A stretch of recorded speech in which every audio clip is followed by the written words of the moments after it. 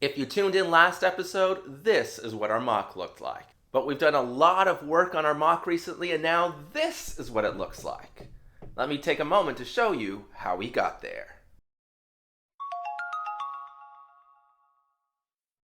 I started with the star. So I grabbed a bin of yellow pieces. We're gonna make you a star! I wanted to make sure that it was big enough and it popped off the background so that it was different than the other stars in the picture. So I had to build it up a few plate levels so that it popped off the background. Looks pretty good.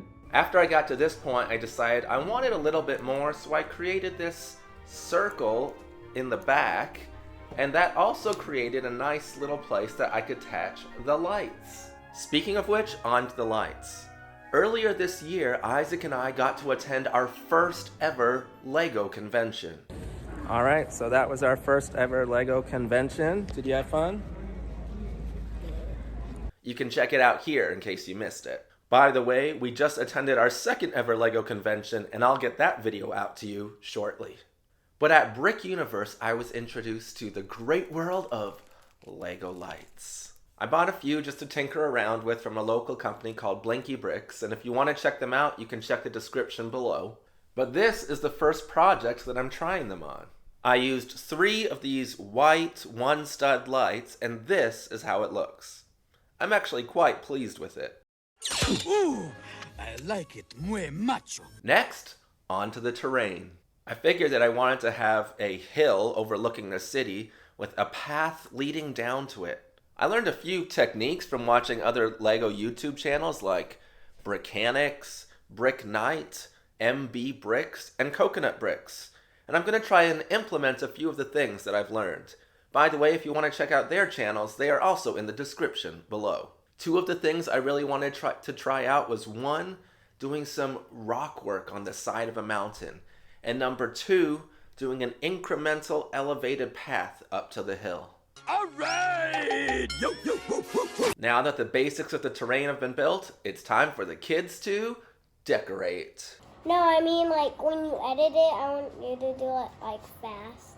I let them loose with the plants and the flower pieces, and this is what they came up with.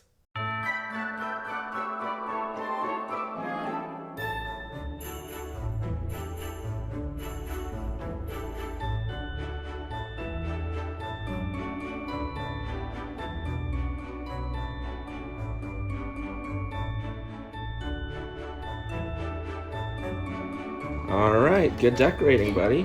Okay, you want me to show it off? Look at that. Looks pretty good so far. Where can I put this? There's like 1,000,000. Where can I put this? Anywhere you want. It's a family project. Now for some trees. Isaac came up with a really simple tree design that looks great. Maddie? Right here. Right there? No, right here. Oh, that stud. Right there? Like that? Is that what you think? You don't agree? Well, maybe we have enough to make a second tree. I wanted to try my hand at a little bit more complex tree build, so I grabbed a bunch of brown slope pieces, and this is what I came up with. Alright, you can see we've got kind of a nice base to the trunk.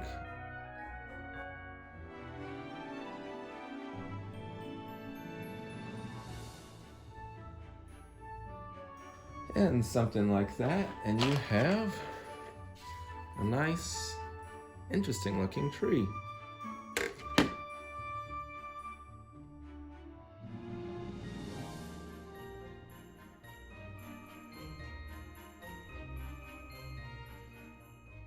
That's a nice looking tree using some basic bricks.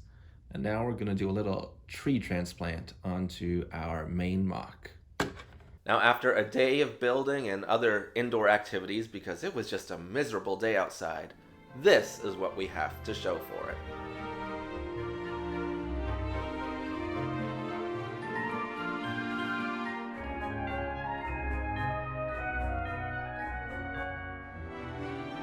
Not to mention, we successfully tuckered out the kids.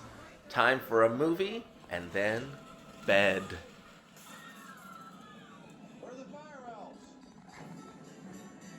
In the next episode, I'm going to focus on the angel and the shepherds, and then I think our mock will be finished, and we'll be ready to present to you our family Christmas mock. Until next time,